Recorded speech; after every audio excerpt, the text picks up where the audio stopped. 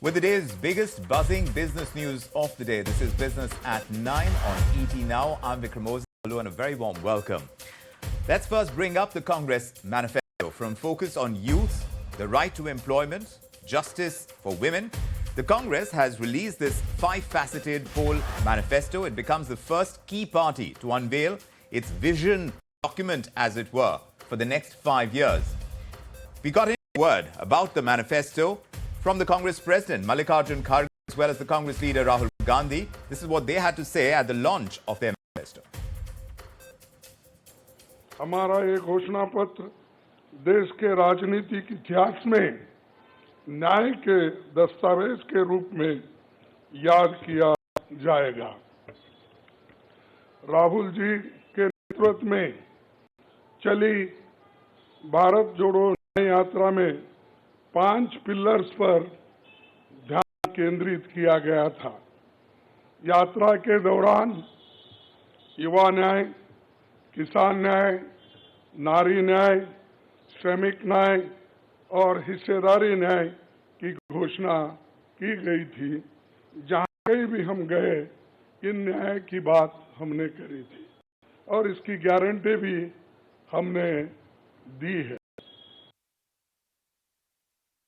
This election is about those who are trying to destroy the Constitution and destroy democracy in this country versus those who are trying to protect the Constitution and protect democracy in this country.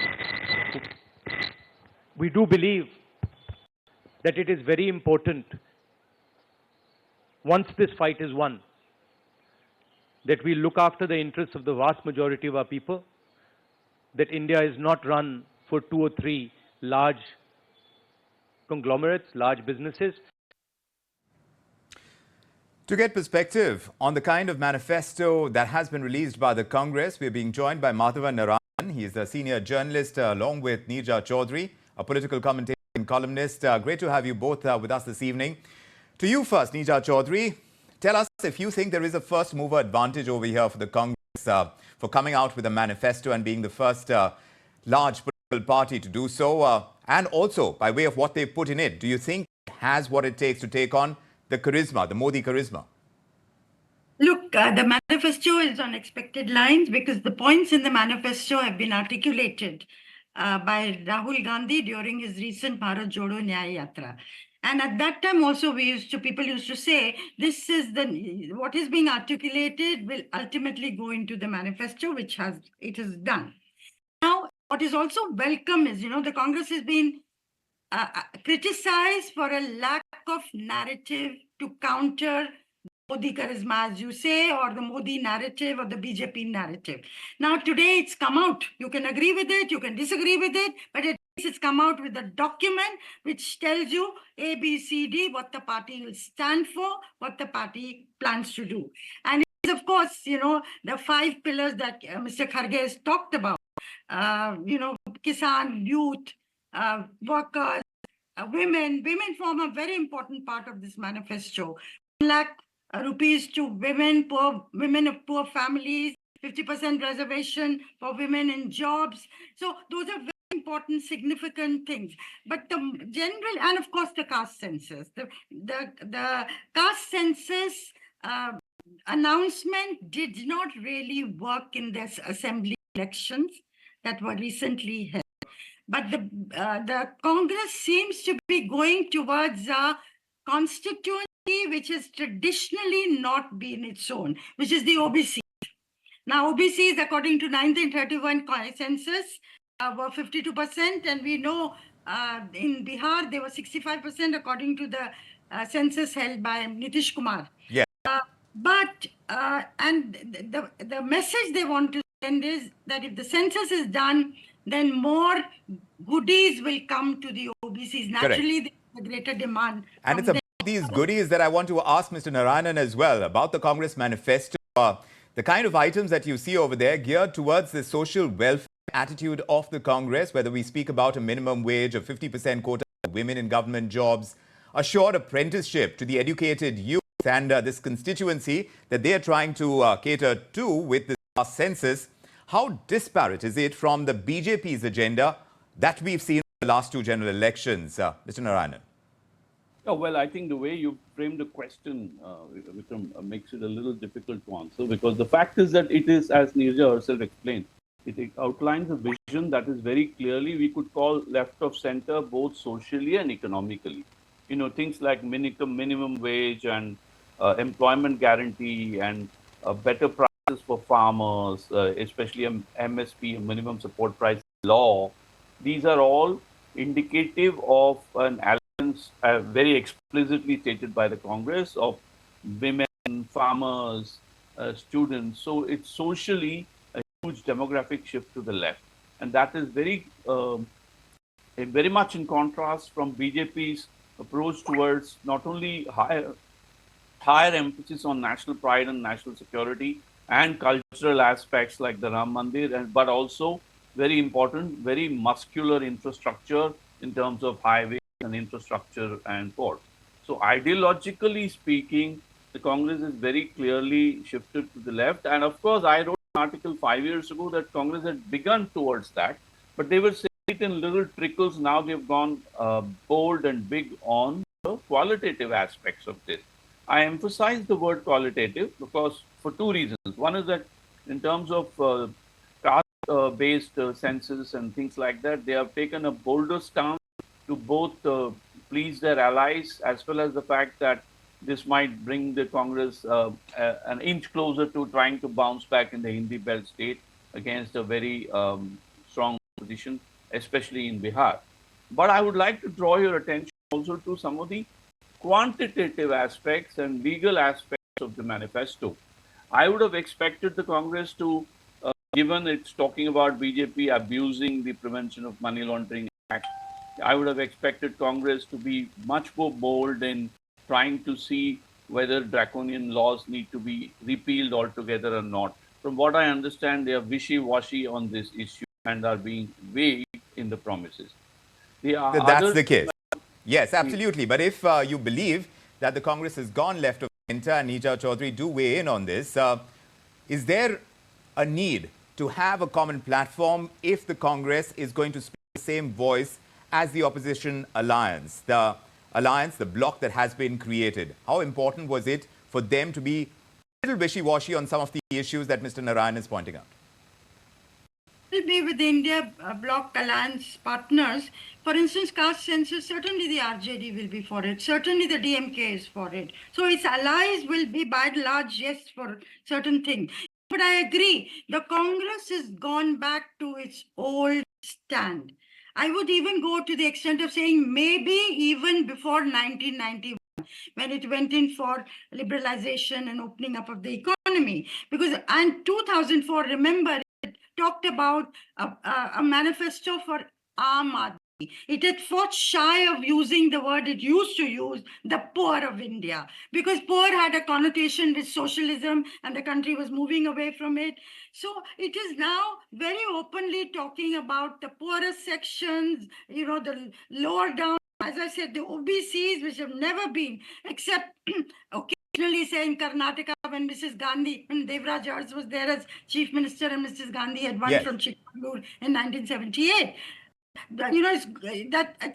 Overall, its constituency in the north has been the upper caste, Muslims, and Dalits.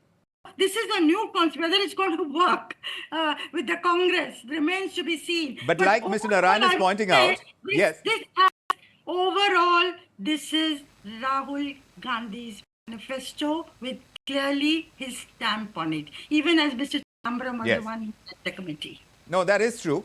But like Mr. Narayanan is pointing out as well, there is this entire contrast, the nationalistic agenda of the BJP, and there is this sense of social justice, this nyay that Rahul Gandhi has essentially been speaking on during his yatra as well. But Mr. Narayanan, in terms of the ability of this manifesto to bring forth the development agenda that the BJP seems to be strong on and has really set the agenda, as it were, when it comes to development for economic growth, which seems to be the kind of story that the BJP is building on. How does this Congress manifesto stand? It's a very good question, Vikram, but let me first start using the word development more accurately. Historically, during the Congress Party years, there was a distinction between growth and development. Growth meant high GDP expansion as well as industrialization in general in terms of high productivity industries. But development meant actually more human interventions or outcomes such as improvements in the state of education, healthcare, and life expectancy and things like that. So, if I may say it in Hindi, Bharat का विकास और भारतवासियों का विकास दो अलग चीज हैं. The trickle down theory of growth doesn't automatically work, especially in terms of social inequity based on caste and all.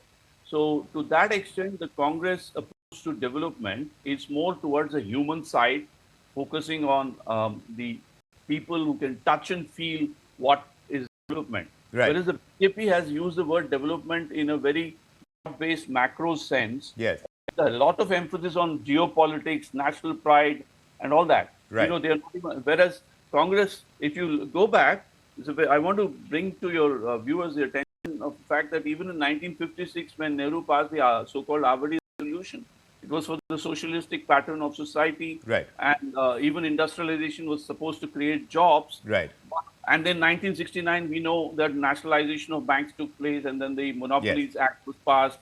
So Congress had historical leftward and rightward shifts. 91 was a rightward shift. Yes. So the interesting part is that Congress is always focused on things like right to information, anti-poverty programs, which are more to empower the less privileged section of the society, right, as opposed to a simple non-binary approach to national development, where you think that everybody will just clamber onto the bandwagon, and there is no need for state intervention to create or distribution channels or reduce inequality. Right. So that part of it is being significantly and addressed by Congress. But I must say, I have to say, you never asked me the question. Yes. But the manifesto very clearly falls short of creating electoral touch points on the micro promises that can touch the average voter, right, like the way they did in the Karnataka Assembly elections last year. Right. That I find that this is strong on vision, but right, low on sight. Right. So the optics look good, but as far as the matters that truly matter to the electorate, those seem to be missing, is what you're highlighting. But having said that, Neerja Chowdhury, how consequential today is a party's election manifesto when it comes to elections? I was looking at an Access My India exit poll from 2019, where manifesto promises made up only 3%. Only 3% of the factors that were most important for a voter. Local candidate mattered, face mattered, the party mattered, but not so much the election manifesto. Is this going to be of consequence in this election, even as we wait for the BJP manifesto to come out? Neerja Chowdhury. Manifestos are really released and then forgotten. They will pile up in the party's office somewhere. That's the way they have been treated. But it's very important because it creates a perception about what the Congress stands for today and where it is headed. So, and the Congress has been criticized on this point. But overall, I would say, again, at the cost of using cliches, while the BJP is a right of center party in its articulation today, the Congress, it's come out, is tried to be a left of center. Both are mainline parties, and that is very interesting. And as was just said, BJP has not been allocating funds as expected in the social sector, and one has got the sense it's withdrawing. And the Congress, whether it will have the money to do so, where the funds are going to come from, that is a criticism that's already coming from their opponents. How are they going to implement what they are talking about? Because in Karnataka, with the guarantees, they are already short of funds and have run into trouble and have come in for criticism. So that, of course, is a moot point. Where are the funds going to come from? That's right. But overall, yes, perception-wise, left of center versus right of center. However, the Congress has also made a reference to creation of wealth, infrastructure. There are references. There are like small references to it, on but they're which not the mainline references. What we come away with, and that's the perception battle that parties need to win just 2 weeks ahead of the rollout of the elections. And that, of course, is something that is going to play on voters' minds. And those are the touch points which, at some level, Madhavan Narayanan is pointing out is missing from the Congress manifesto. We'll see how this plays out. But many thanks both for joining us with your perspective on this edition of Business at 9. Appreciate it. If you like this video, then like, share and subscribe to ET Now.